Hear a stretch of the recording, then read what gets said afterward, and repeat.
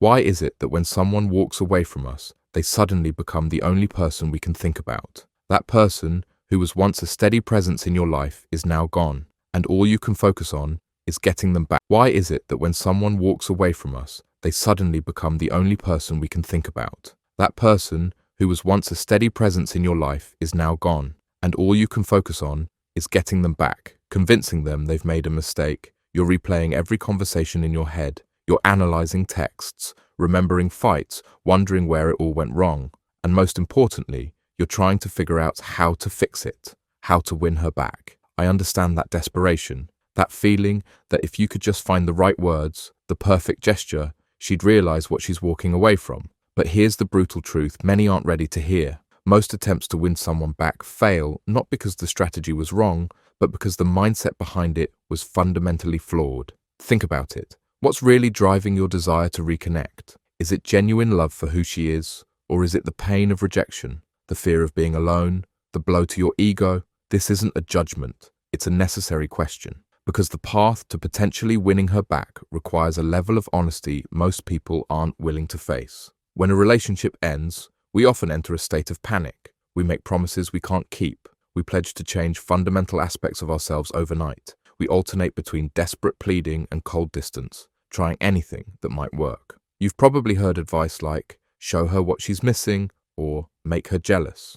Maybe you've been told to bombard her with affection, or to disappear completely to trigger her fear of loss. But here's why most of that advice fails. It treats winning someone back like a tactical game, not like rebuilding something that was fundamentally broken. The uncomfortable reality is that she left for reasons that made sense to her. Those reasons might not seem fair to you. They might be based on misunderstandings or her own issues. But from her perspective, walking away was the right choice. And that's the first brutal truth you need to accept. Something in your relationship wasn't working for her. And until you truly understand what that was, not what you think it was, but what she actually experienced, any attempt to reconnect is built on shaky ground. So where does that leave you? Is it hopeless? Number. But the path forward isn't what most people want to hear. The real way to create a possibility of winning her back starts with accepting that you might not. And not just saying you accept it, but truly coming to peace with that outcome. Pause and think about that for a moment. Can you honestly say you'd be okay if reconciliation never happened?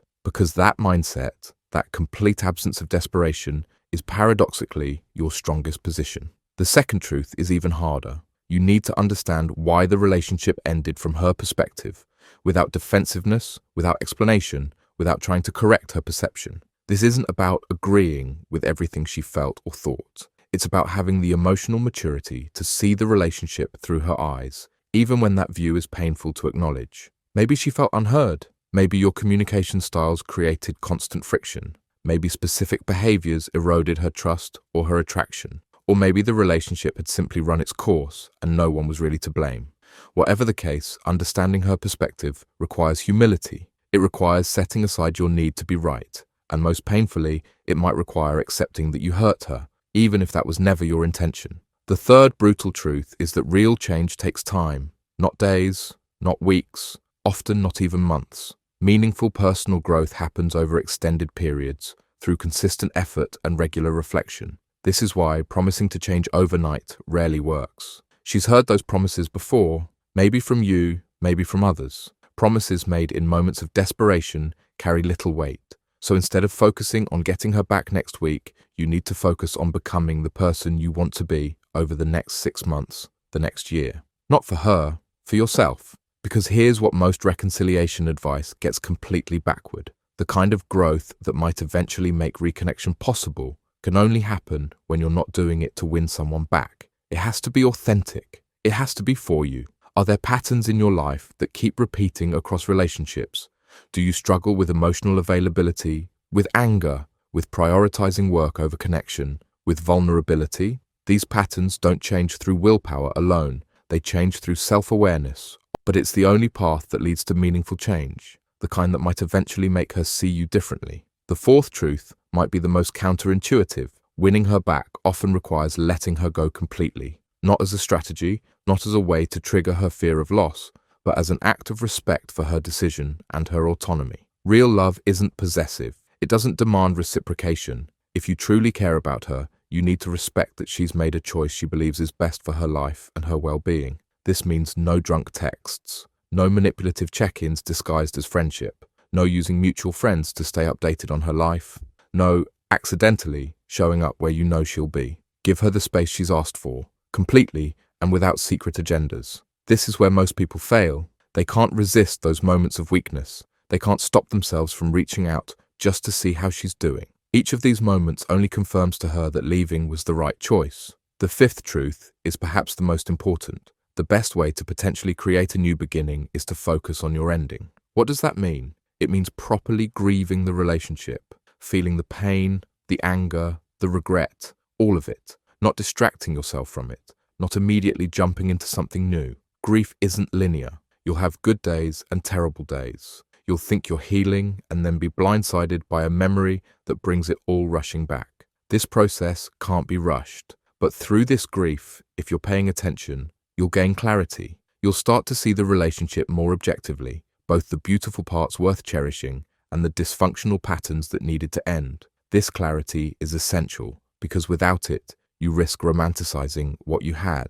You risk forgetting the real problems that existed. And if by some chance reconnection becomes possible later, you just repeat the same patterns that led to the breakup in the first place. So where does this leave you? With a much harder but more honest path. Work on yourself, not as a strategy to win her back, but because you recognize areas where you genuinely want to grow. Respect her decision completely. Give her the space she's asked for without hidden agendas. Process your grief.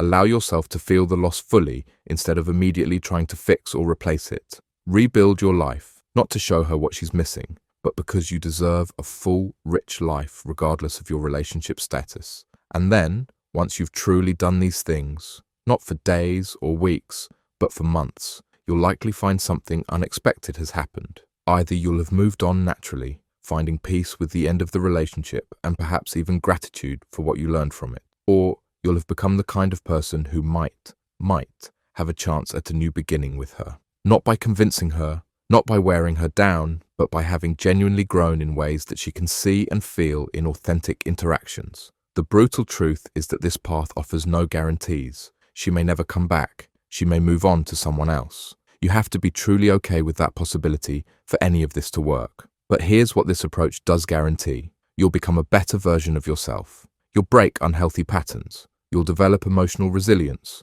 You'll learn how to love more maturely. And ultimately, whether reconnection happens or not, those changes will serve you in every relationship going forward. That's the real win, not getting someone back who wanted to leave, but becoming someone who understands what real love looks like. Someone who can create healthy relationships in the future, whether with her or with someone you haven't even met yet. The path is longer, it's harder, it offers no quick fixes or guaranteed outcomes, but it's the only one that leads to genuine growth and the possibility, just the possibility, of a relationship that's actually different from the one that ended. The choice, as always, is yours.